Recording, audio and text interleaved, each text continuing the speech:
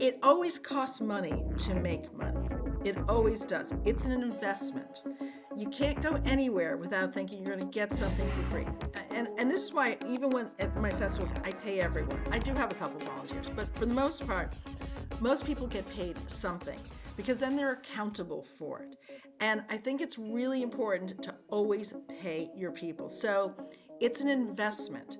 When I pay an artist, I'm investing in them, and they remember that. They come back and they want to play for me again. It's an investment. And when you have that last minute, oh my gosh, I got a private party and I need an artist type of thing, you're going to go, I got one. So it just builds on itself. And you know, Kevin, I remember you filled in a couple of those for us along the way. I did. How's it going? Welcome to the McCove Mindset Podcast. I'm Kevin McCove, and today we're sitting down with my friend Gail Dillman. She's the CEO and founder of Gable Music Ventures, a talent buying and music booking agency here in the Delaware area. She is such an incredible advocate for female empowerment, female CEOs and entrepreneurs, and especially female musicians. She runs a mega huge, all-female fronted music festival called the Ladybug Music Festival. We're going to sit down with her today and just talk about everything that she has learned from her time in the business and hopefully glean something from some of her insights as well. As always, if you enjoy what you hear, if you enjoy this conversation, hit like, hit subscribe, and leave a comment and let me know what you think. Let's get to it. Thank you so much for being here today, and welcome to the McCove Mindset Podcast. Thank you, Kevin.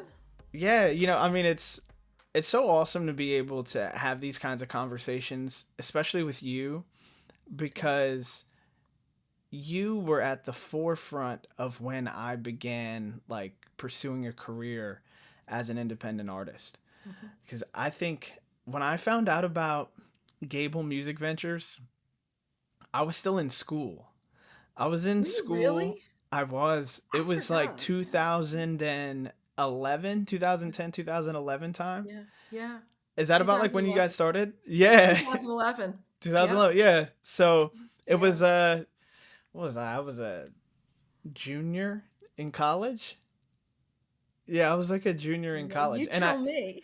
And I think that I found out about you guys because one of the guys in my class, Tom Julian. Oh yeah, Tom. He used to work with me. So this is how I know. This is how I know. I know because of Tom. And he was like, "Oh, there's this company, Gable Music Ventures, and they're like booking independent artists and stuff." And that was when I had first reached out to you. So it's like, wow, this relationship has been growing for well over a decade now. Thank you for reminding me about all of that. I mean, so much has transpired in my business life and personal life in the last 10 years that it's really hard to sometimes remember everything, the little details, like Tom Julian working for me and you coming to me through him. So that's, tripping down memory lane. Yeah, I mean, well, how did, Gable get started? What was for anybody who was out here who was just I want to know how to book music, right? That's, you guys are phenomenal at booking artists. And how did you do that? Because so many artists are wondering, how do I even book myself, let alone book tons and tons of artists? It's so funny because today we just had a team meeting, my crew, and we're putting on the Ladybug Festival for June 2nd. So we have about 100 submissions to go through. And we're all going to listen to them and then make decisions. And so there's a whole art and a science to how do you get yourself booked? How does that all work? And I've gotten better at this over the years. So when we first started in 2011, seems like that was a million years ago. Don't tell anybody. Don't tell anybody.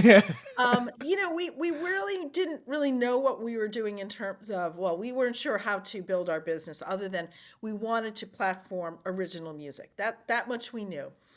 And listening to original music is very tricky. It's not like listening to somebody who does a cover song. Because if I hear one cover song, I've heard a million, and anybody can cover a cover song.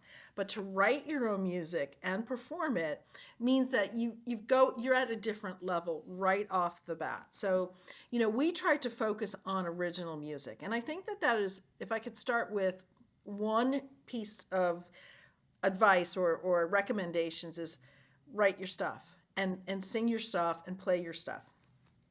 Not to say that covering music isn't good, because it can get you remembered and noticed and things like that as well. But honestly, it's what your original music is, what you want to be known for. So that to me is, when we started the business, we were looking for those artists that were not just a cover band. We were looking for original music artists. And when I go back, I talk about like how we started this business, and there was a lot of things that led up to it, and it was a time in my life that I was looking to start something new in my life, and my daughter was really my muse with this. And I think, when it comes to trying things like this, you need to be open to what's coming to you. So the universe will present, here's an opportunity. Are you ready for it, or are you not ready for it? And I think that is one of the founding pieces of Gable Music Ventures, was that we were ready to start to bring original music to Wilmington, Delaware. So, how did we find it? I literally would go bar after bar, going to open mics and listening. And, because Spotify wasn't that big, 10 years ago. It wasn't like Right. you could just go, so you There was really like no had to, streaming back then, pretty much. You had to when there download was no things on your streaming. phone. Right. So in order for you to find anyone, you had to go and find them and listen to them. So I spent a lot of nights going out to bars and listening to music. And I quickly realized that earplugs are my best friend. So Stave off the tinnitus for a little bit. oh my goodness, and that's another bit of advice. Love your ears and take care of them, because once they're gone, they're gone. Yeah, I was always good to my ears, but literally going out and watching bands and people, singer-songwriters perform. So, so many singers are, if they're having an off night, and you're seeing them, then you're going to go away with that impression. So again, be on your best whenever you are, because you never know. You could be in a room of 100 people, and you only need is one person that can make a difference to listen to you then. So, to kind of be on your game, And you were that person.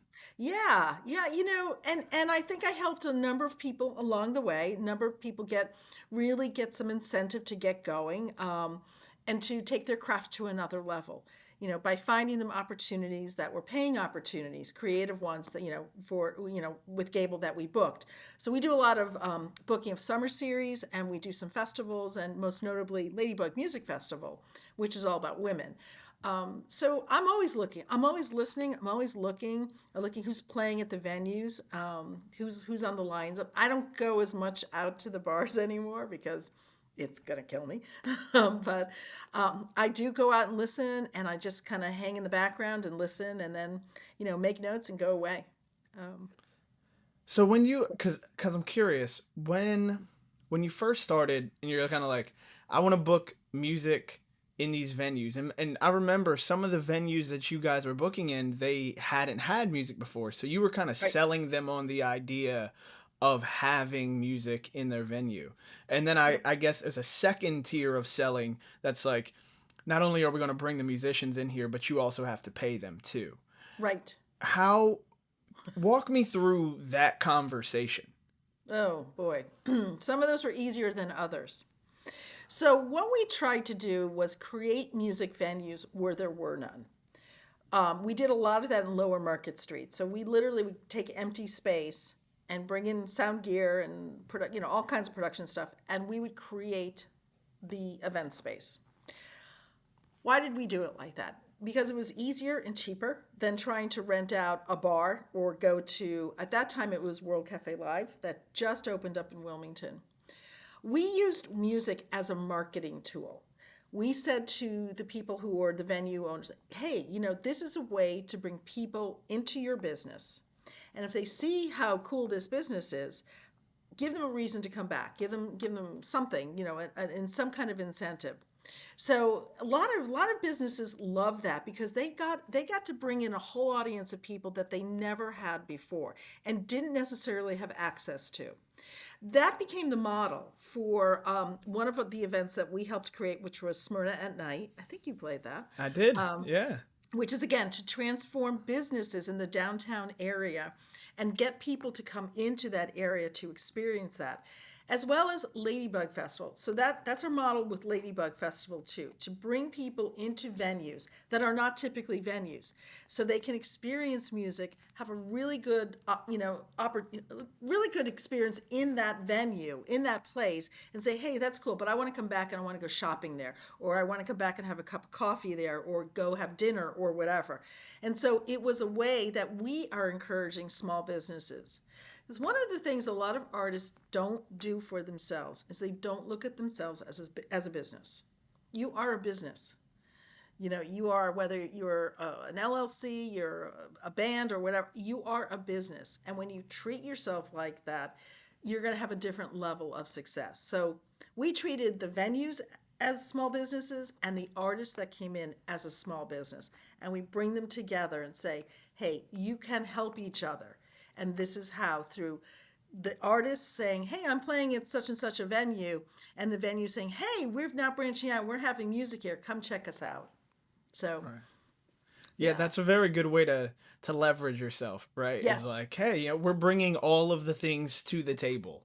Right. And on top of us being here, there's sort of like an element of evergreen that happens, right? Mm-hmm. Which is, once we're here once and we bring some people in here, or the people who are already here are entertained and they're happy that we're here. So you got to make sure that you have kind of a high quality product, which is why you're out vetting the proper musicians. But you can figure out then how to marry which style of musician, which type of venue, and you kind of curate the evening for them.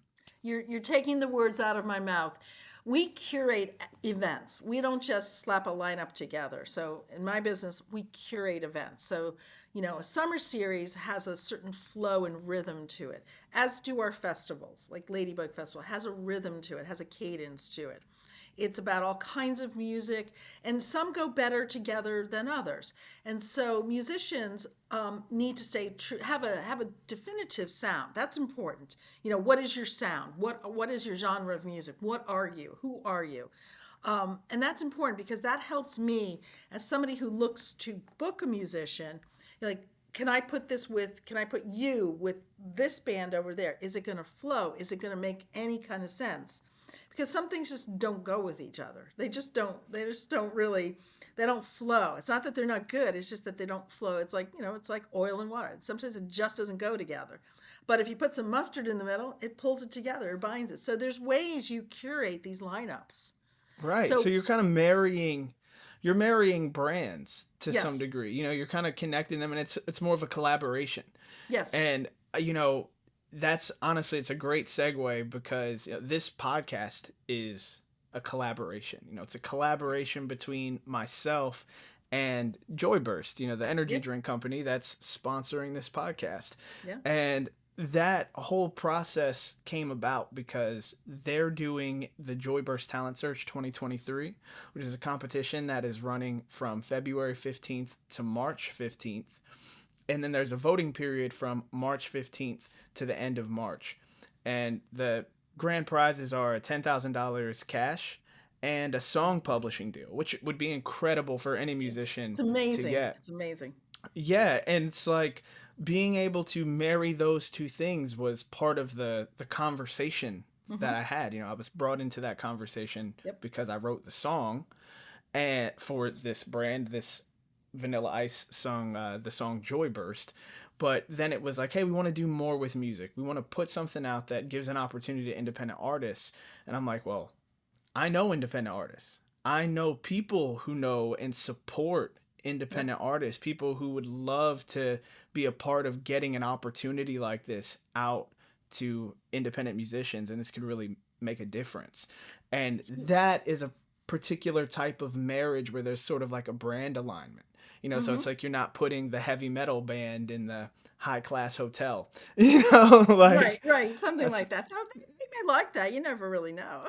Yeah, well, sometimes the polarity helps, right? Sometimes the polarity helps, but yeah, you're the mustard. Yeah, I like that. See, I started something new. Yeah, and I think that alignment that you have, I think that's amazing. And it's really encouraging to have other brands that are supporting the creative economy in this way, because the more we support each other and the more we offer musicians a way to create and recognize them and pay them, recognize them by paying them for what they do, it's incredibly important. I'm very proud of the fact that my company, we pay everyone. Nobody necessarily is getting rich on it, but we pay everyone because we really value the craft. We really value the musician. And I think that's, if I hear one more time of somebody, well, they can play for exposure. It's like, no, no, like, no, we all need to get paid, and we all need to have our value recognized as well. So it's cool that this company has now valued, the music scene, the independent artists. I think that's amazing, and kudos to them. Yeah, it's incredible. Yeah. The I almost want to do a little bit of a role play because I really want to know. And I'm sure that anybody listening would want to know too. Just like imagine I'm an establishment. I'm a place and I don't have music and you would like to come in and sell me on the fact that it would be to my benefit to bring in your company and to bring in the musicians that you have to provide.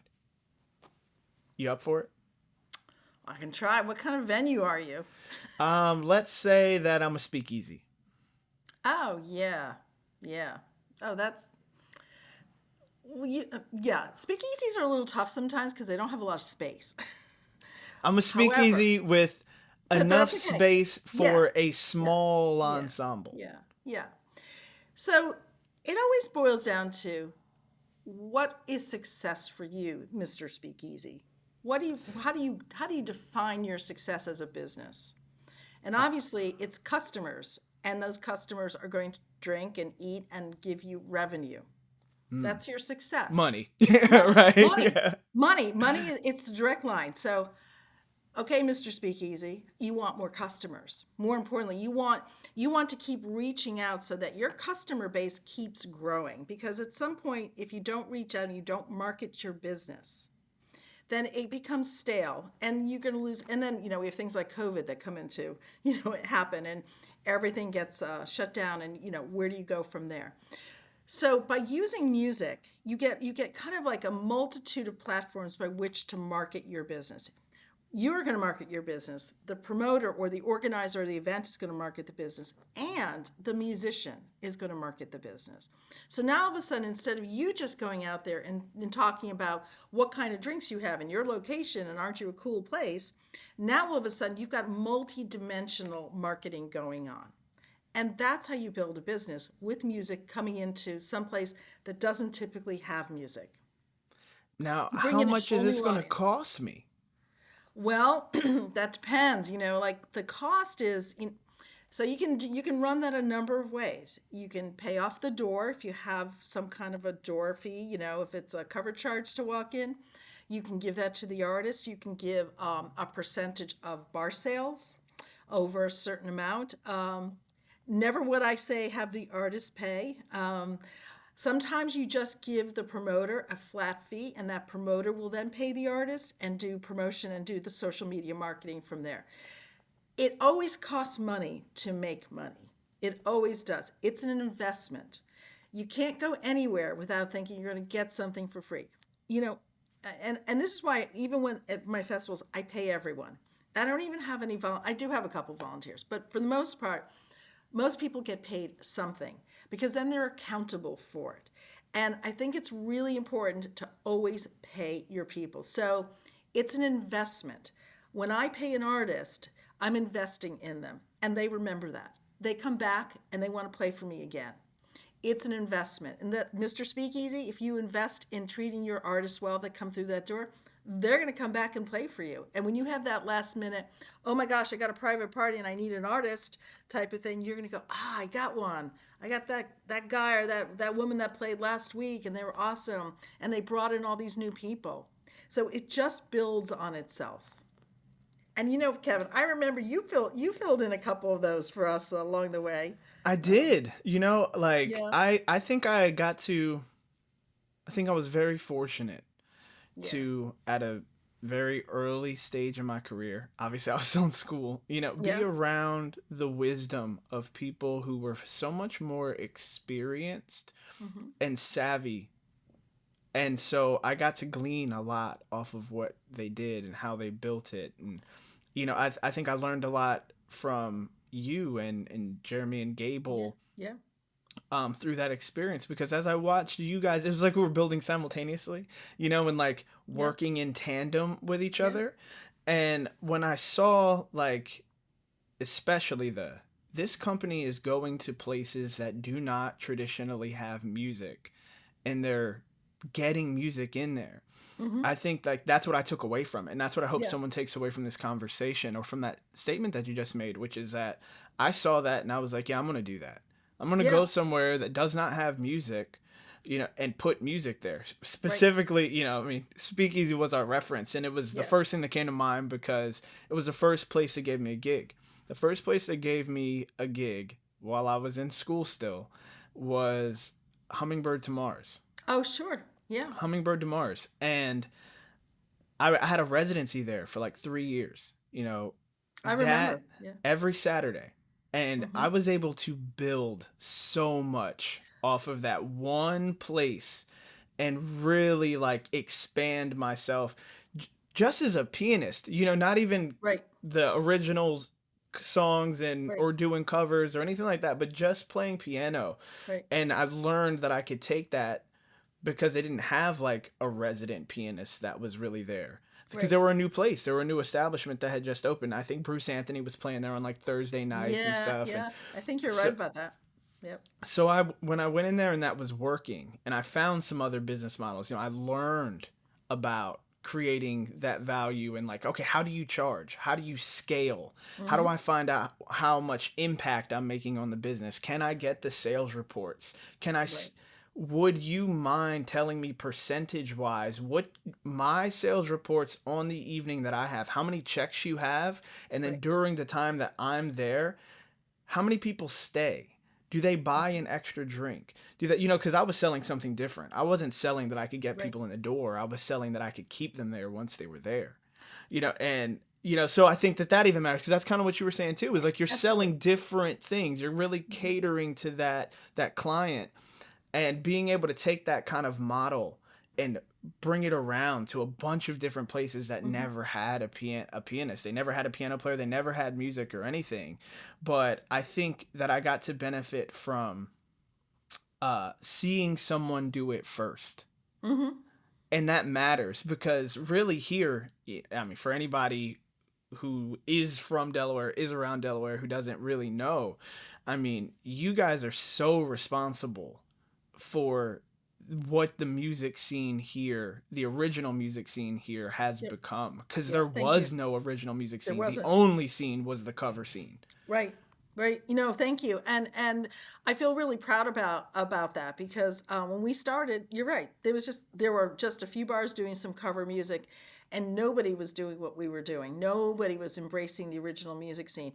And people even to this day will say to me, "Why do you do that? Why do you, like, why don't you just book cover bands to weddings and stuff like that?" And it's like, it's because it's not what for me that's important to have good cover bands for stuff like that. I'm not saying it's not important. It is important. Any music is important. Any and all music is important. But to me, to offer musicians opportunities to create, to change the narrative, to change the dynamic around everything, to say, I'm going to pay you some money. I want you to come out and sing. I want you to create. I want you to bring your original music as well. I think now I'm encouraging you to do something more. And isn't that what music is really supposed to be about? Encouraging and bringing people together. It's magic. It's magic. Magic tricks can get old. You can have a cover band and that's good, but the original music scene, it's the first time. It's unique, it's fresh, it's invigorating, it's inspiring. For me, that's really the word. It inspires me. When I see that you've created something, I listen to that and go like, that's amazing. Like I could never do that. I could never write that or sing that or play that. But you can. And the world should know that. So I think the more we have music, the better off we all are. We We're all definitely happier are. in music, you know? It's just like a happy spot. Puts you in the present tense. It's a good place to be. That's awesome. So now I want to fast forward to the Ladybug Festival Okay. because I remember when the Ladybug Festival had its first Ladybug Festival, and then I've been to the ones that followed. When did you start Ladybug Festival? Was that maybe like 2015? No. It was before then? It was in 2011. It was Really? It was the same. So no, maybe, 2012. So it's been going for over 10 years now. But it started wow. off really tiny. So it started off the year of Firefly, which was, I think, 2012. See, I'm losing I track. think it was. Yeah. So remember when Firefly was announced in the state of Delaware? There was a big uproar that there were no local bands on the lineup. It was a national festival coming to Dover, and there were no bands on the lineup. So simultaneously, we were doing music on a pop-up basis down on Lower Market Street, and the two people that were the owners of that property were very grateful for what we were doing to bring new clients down to their businesses on the block. So they threw us a little bit of money and said, hey, let's throw a little bit of a party to say thank you. And we were like, great. And that was right when Firefly was announced. And we said, oh, we'll do it the Thursday before Firefly because we're going to get all those people that are coming in from out of state to come to our festival. For those of you who don't know, Firefly is a music festival that was happening in Delaware. That's like a very big festival. Very I think big. it was owned by, it was owned by Red Frog, and now it's owned by AG, and Yep. maybe it's paused now, but it's a very big It's festival. taken a break for this year, but they'll be back. It's huge. I mean, it's a 90,000 person event, 3-day event. It's huge. So we decided we were going to come up with a bug name, kind of playing off Firefly, and we had lots of ideas. But the one I came up with is Ladybug, and I said, hey, and let's make it all about women. And it was supposed to be a one-off. It was never intended to grow as it has grown. It's incredible. It has grown. It has grown. Like, if you're listening to this podcast, search the Ladybug Festival. And if you're on the East Coast, definitely go attend. Do you guys have streaming options? No, during COVID, we did a video version of it. We haven't streamed it. We talk about it. It's a little tough to do because we have so many venues. We'll have this year. I think we're going to have 8 venues. So we usually have like between 8 and 10 venues. So it's a little complicated to figure out where you're going to stream it from, where should it be. So I'm not going to say no, we're not going to do that, but we haven't quite figured it out yet. How to do it. And because this is a free community event, it's sponsored by Chase Bank. Yeah, I wanted to get into that part of the conversation too. That's a great segue because I want to know how did you get Chase to get involved with this event? So that was a process. That's life is really a game of connect the dots. Who do you know? Who knows who? Who's who? And seeing. And again, this is where being open and seeing the opportunities is really important. Being aware. So I knew somebody who was a woman vice president at Chase, and she had come to my event. I invited her, and she was like, "This is cool. This is really cool." And I said, "Well, do you think?" Because I ask. I'm also shameless, and I will ask anybody anything. I said to her, "Well, do you think Chase would ever be interested in sponsoring, a little bit and helping us grow it?" And she set up a meeting for us with a couple of senior vice presidents there. And I went in, and timing is also everything. Are you at the right place at the right time? But you can be at the right place in the right time and not be ready for it. So you got to kind of be ready, got to have it in your head. So I went in there and we pitched this idea of this festival about women. And they were interested in building a community in downtown Wilmington that would help for them to attract and retain Chase employees, to get more people to want to work in Wilmington by showing them that there are things going on. And what better way to do it than to create a festival in your backyard, which is literally what we did. Right. So that's, and of course, running a quality event and making sure that you have a very high bar, a gold standard by which you operate, so that the affiliation of their very important name with Ladybug Festival was strong and it was good, and they were happy with it. Like, we were doing the right thing and they could see that. So it's not a philanthropic type of event for them. We market them. So I'm going back to that marketing thing. Yeah. And it's a business. Got to think of everything like a business. Like, we are marketing their business, they're marketing our business. Everybody's marketing. Everybody wants more business. That's how it all works. And there's nothing wrong with that. It's great. You just got to figure out how you're going to do that, how you're going to deliver. What's your return on that investment? So I was in the right place at the right time. And then I was aware of that opportunity and I maximized it. And I've been able to maintain it over the years. And certainly always looking for new sponsors along the way. But yeah, you have to just connect the dots and see what are they looking for? What do they want? What do they need to have happen? And how can I fulfill that for them? Well, I think one of the key things, everything you just said was a gem. And one of the key things that I took away from there was that there is a significant amount of value alignment. So you are a female business owner, entrepreneur, supporting and creating an event for all female musicians who don't, especially if you go back 10 years ago, right? Because there's been a lot of progress in the last 10 years. But if you go back 10 years ago, especially, it was just like, there wasn't necessarily a ton of female representation. Even if you were like to go back and look at a lot of cover bands, even they were male fronted. They were Absolutely. Like, now it's become a thing where it's like every band has a female front in it. I think that you've helped to diversify and democratize opportunities, not just for independent musicians in our scene and original artists, but especially the impact that you've had for women.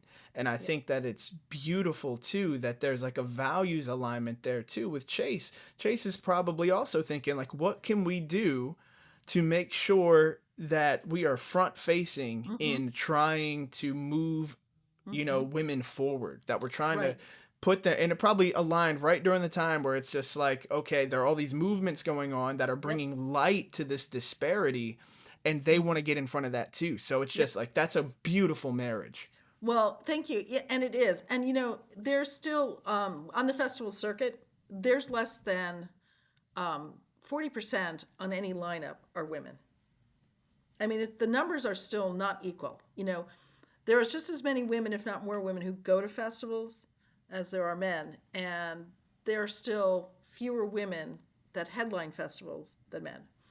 Not even half of the festivals have 50% of their lineup with women. It's crazy. It's crazy. There's an Instagram group called Book More Women. I'm going to give them a plug here. And if you go and look at them, they take festival posters and they extract all the male bands out of them. And so you can see what's left of bands that have female fronted or are female. And some of it's really just awful. And some of it's really good. And some of the festivals have made a lot of good progress toward more inclusivity. And I think when you look at it like that, you see what's happening in the industry, and you know that what we're doing as a business to show that you can have a festival and you can have it be all about women and people will come out to it. Now, where we get a little behind the, in terms of the marketing side, it's a free festival. And so I can't say, I got these ticket sales to show it. Chase wants to keep it free. And we've agreed to that, and I think it's great, because I also think that in this day and age where some of these festivals are outrageously expensive, it's really great to be able to offer a wide variety of music to everybody. There are no restrictions as to who can come into our event. You want to hear music? You come to our event. You're 80 years old in a wheelchair? You can come to our event. You're 6 years old? You can come to our event. You're a baby, somebody brings you, you can come to our event. There is, you have no money, you can come to our event. You have lots of Right. money, you can come to our event. So, inclusivity is really something we strive for, and it's really, really, really important. Um, so yeah, but embracing women and showing the world that yeah, women can headline and women can run an event and women can dominate the event. I mean, it's not that we don't have any men, but the bands need to be either female led or identify as women, or complete women band. So, there are some guys in the background. We have a few of them here and there. I've seen. Yeah, no, but Yeah. yeah, no, I mean, it's remarkable. I've never seen anything like that, and it's so cool to have it here. And in Milford. Yeah, I've been to Because the one in Milford too. we have a second location, and we are hunting for a third location. I'm not sure if we're going to get it for this year, but we are hunting for a third community where we can bring the festival, not necessarily in the state of Delaware, but outside of this area, because we really are committed to what we're doing, as an event that really focuses on women. And their special, the special opportunities that we can give them that they can't always get in other festivals. And we pay them. And and we pay them. I mean, And we pay again, them. you know how many festivals, you're going to know this better than even I will know. How many festivals don't pay an artist? Many. They'll give them a couple passes or, You get passes or you get okay, so this is where I think you have to be mindful of where you are in your career and what you are trying to accomplish and what your right, goals are. Because playing certain festivals, even though you may not be getting paid, you have to find out so I think of it like this. I would say that I think of currency as currency. I don't think as currency as money. I think of it as currency. And so you never know where you are gaining currency. You may be right, gaining currency with a set of promoters. You may be gaining currency in terms of access. You may be actually gaining much more currency than you would have been able to command in terms of pay. So let's say you get on like a big festival, you're one of the small names at the bottom. right. They pay you like $400.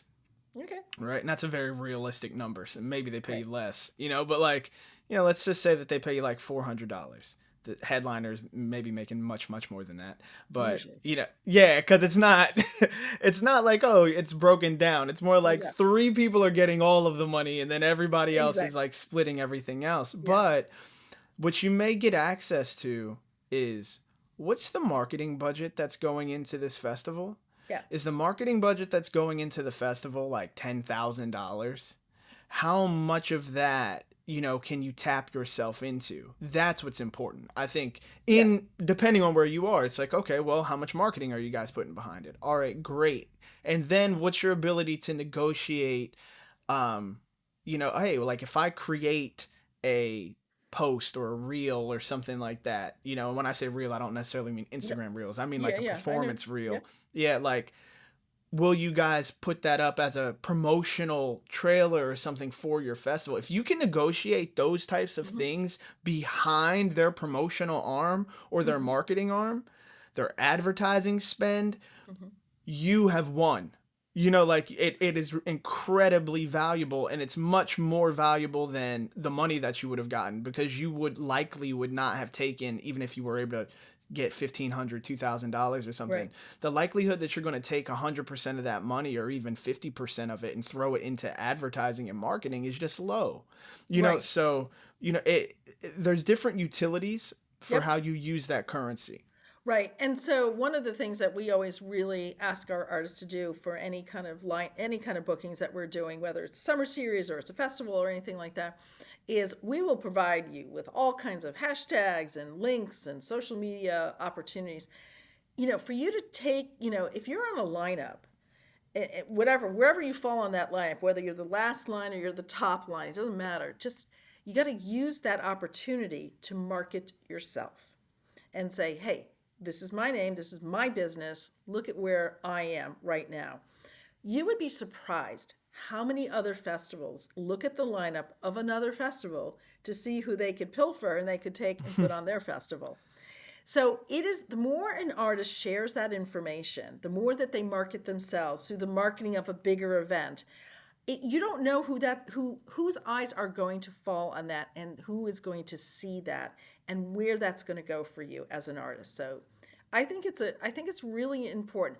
I still will maintain that I'm always going to say this because I really believe so strongly in it. I still maintain that every festival should pay artists something. I Something. think it's Right. really important. I think it's just a philosophy about recognizing the importance of music and the creative economy.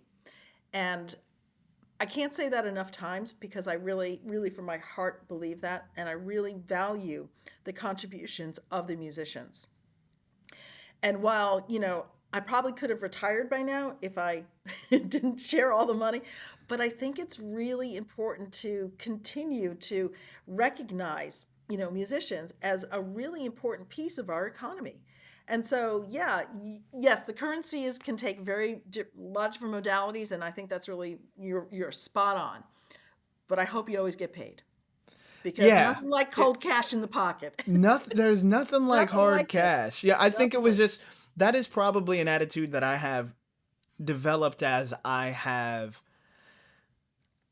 over the years. I think attempted to become more savvy yeah, in what is valuable in different scenarios because yeah. I think if you can book yourself a lot, Hmm. like it at one point in time I was performing a lot, and I remember that. Yeah. those in those instances you can really gamble. Hmm. You know that, like, okay, yeah, I'm going to do a wedding tomorrow. I'm going to make $4,000. And then the day after that, I'm going to play a casino and I'm going to make another $2,000. I can afford to take this thing that's virtually nothing and grab all the marketing, grab all the promotion, grab all the, Yep. let me see what contacts I can get. Let me Yep. see what other artists are going to be there. Have I looked and researched them? Are they touring somewhere else? Are they about to go do a leg somewhere? And Yep. maybe I can attach myself onto that leg. Is there, like, there's like a lot of different ways, but I think that you do have to have, maybe you don't have to have, but I think it is easier to take that mental approach to things when finances aren't the thing that is Hmm. constricting you. Oh, And yeah. that's such a major hurdle for independence to get over. I mean, Huge. even if you're not independent, like, I No, know plenty of people who aren't independent and that's still a big hurdle. it is a huge thing. I mean, let's face it. You can love what you're doing, but if you're not getting paid for it, you still have to pay your rent. You got to put gas in your car. You still have all the stresses and strains of everything. So, a lot of artists find that they need to have a day job and do the night job. I mean, there's some of the hardest working people out there are musicians. Some of the hardest working people. Absolutely. And that's why, recognizing and valuing the craft is really important. And you're right, if you are lucky and you get a couple $1,000s for some gig, yeah, can you go play somebody's party for, as a favor for, couple hundred or whatever? Yeah, you're not feeling that crunch quite as much. But, the money thing is important, and that's why looking at yourself as a business and marketing yourself and remembering your family are not your fans. Just remember that. And that, you want to keep your independence as a musician, as long as you can. Signing with a label is great, but be ready for that level of success. And so many artists are not. And I'll give you just a for instance. Like we have like all these artists that just submitted for Ladybug. And I look at their videos, I look at their Instagram numbers, I look at their Facebook numbers, I look at the picture, the total picture. Have a decent video of yourself. If I could tell you how many bands have either somebody with their cell phone like this, and it's awful. It's not a good video. And they don't have the tools at their disposal to be ready for success. So if a label wants to pick you up, they're going to be looking at your video stuff. So, invest a little bit or get a Pixel phone or something. Just get a good video of yourself. Get some good content out there. Have it be nice and clean and have your Instagram account set up. And yeah, if people say, do I need Facebook? You should still have it because there's still lots of people still looking at it, and have a website, and just have your stuff together. No matter who you are, what level, just have your stuff together. Makes it a huge difference. So Because if give you're me to your win this top 5 contest, things. my top 5. Oh gosh. Your top 5 things that you as a talent buyer is like, these things will help to set you apart and help you get the attention and get you booked, which ultimately will get you paid. Right. Have a good website, or a website. Have a good video of yourself. Have some good promo pics, a headshot, something. Have shots of that. Have a great song or 2 or 3 on your website. And probably 5th is be a business and be responsive. Like if you are going to be looking for the next best thing, if you are wanting to get into the big leagues, don't be looking at your emails only once a week. You look at them every day. You got to be on it. You got to be on it all the time. You got to follow up on emails. Don't sit there and wait a week, because I'm not waiting for you. You don't get back to me, I'm moving on. You have a window of time by yo big to respond. And bands don't understand that, while you are unique, I'm just saying there's a lot of Kevin McCoves out there. In a sense. You're absolutely you're right. special. But it's totally fine. I hear what you're saying. Yes. So if I can't reach you, and I'll say this is, and I'm not going to do this justice as much as I should, but this is just something for all musicians to really think about. Make sure when you put your music out there, your signature, your name, your way of contact is embedded in that material. Can I say that again? Say it louder for the folks in the back. For the folks in the back, I get a video, and if it's not embedded in the video, your name and how to reach you, your website, something, and I like it, but I can't figure out who you are, I'm sorry, it's gone. It's gone. So if you want to get your music into a music supervisor, if you want to be picked up and be some song on, some The Last of Us or whatever, you better make sure you have got your intellectual property buttoned up and on every single thing that you put out there. Every song should have your name embedded in it. Every video, have that done. It is to protect yourself, and so people know, oh, this belongs to Kevin McCove. If I want to use this song in that series, I owe it to Kevin McCove. And so, but me as somebody who is booking people, if I can't find it, I'm on to the next Kevin. Yeah. That's it. I mean, and you may be the best thing that I've ever seen in my entire life, but if I can't find you, I'm sorry, I don't have the time, and I'm moving on.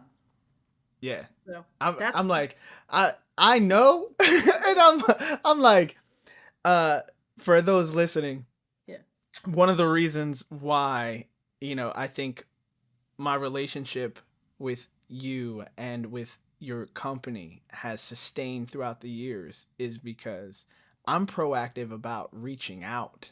Right.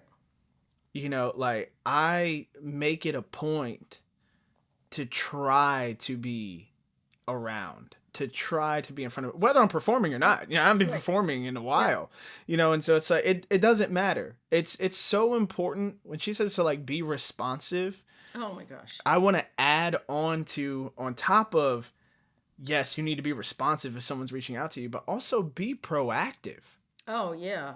Because what you said earlier in this conversation about timing and how important timing is. And sometimes it's not the right time right now, but you just reach out again and you reach out again, and people remember when you're the person that has reached out to them a few times, and you never know that third or fourth or fifth time that you reach out, that may be the time, and it has the equity behind it of all of the other attempts at communication. Patience, persistence, perseverance.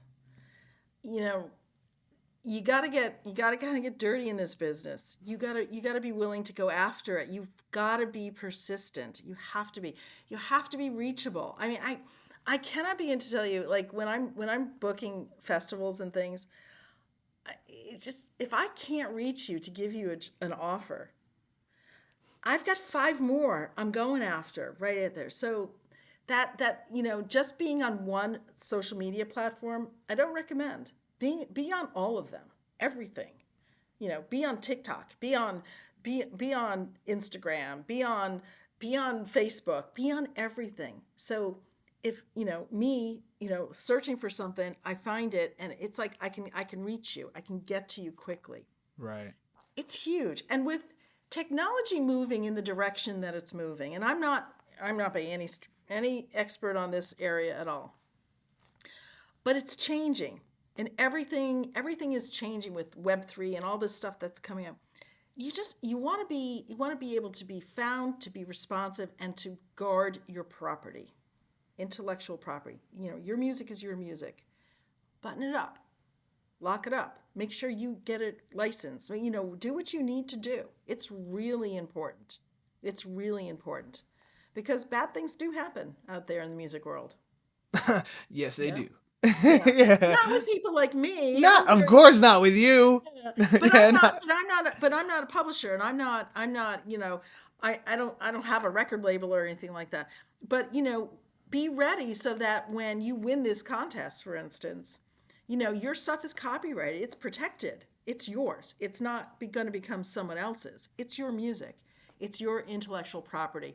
And I wish I knew more about it. And I think having a lawyer at some point talking about that is a really cool thing to do, because I think a lot of artists don't really understand why it's important to get that piece really copyrighted or trademarked or whatever. But what you've spent time creating and developing is yours. Yeah. But if you don't have that legal framework around it, you could lose it. You could lose it. So I guess that would be number 6 or something. Let's I make mean, sure that you're buttoned up. make sure you're buttoned up. Yeah. And there, things happen in really weird ways in this world. You could be at the right place at the right time, and somebody will go like, "Oh, I love that song," and you're like, "Oh, but I don't have anything written down," or and you miss that chance. Always be kind of ready. That's my thing. Always be kind of ready, which means you got to take it seriously, which means you need to be good, healthy, in the moment, very present, responsive on emails. Just, be a business. Don't, this is not about, hanging out and saying, "Oh, I'll get back to my Instagram messages in 2 weeks." No, you're going to miss it. You're going to miss it. Because if I have to wait that long, you're gone. I It's mean, gone. Yeah. it's gone. Your opportunity is out the window. Well, I am very glad that my opportunity wasn't gone. That when I reached out to you, Yeah. you were incredibly responsive. You were at Well, the thank you. doctor. You Thank reached you. out to me, or you replied back to me when you're at the doctor. I appreciate you taking the time out to come and sit down and offer me and this audience some of your time and your insight and your wisdom. And I truly do want to say thank you for all of the years of being Thank you. right there. I can't truly articulate the appreciation that I have, that I felt like when I picked up my phone to message you, that I could rely on there being a response Yeah.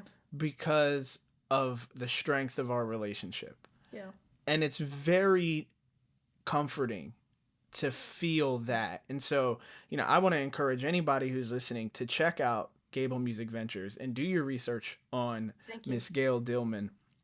Thank And you. I truly stand by it that she's an incredible person. And if you do get the privilege of working with her, it will be a positive experience for you. Thank you. I'm proud of what we do as a business. I'm proud of what I've accomplished as a woman entrepreneur. And, it's not an easy place out there for anybody. The world is tough. The world is tough.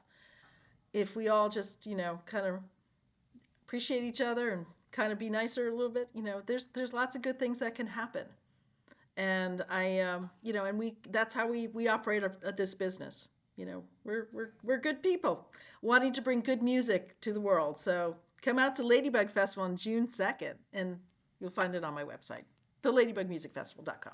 And it'll be linked below this video. Oh, you're so good, Kevin. Thank you so much. Thank you. Really, I'm always so excited to do stuff like this. And if I can ever help an artist along the way and, give them some good bits of advice that help them to get their next level of success, I'm happy as a clam. That makes me really, really happy. Makes me really happy. So thank you for this opportunity. Thank you.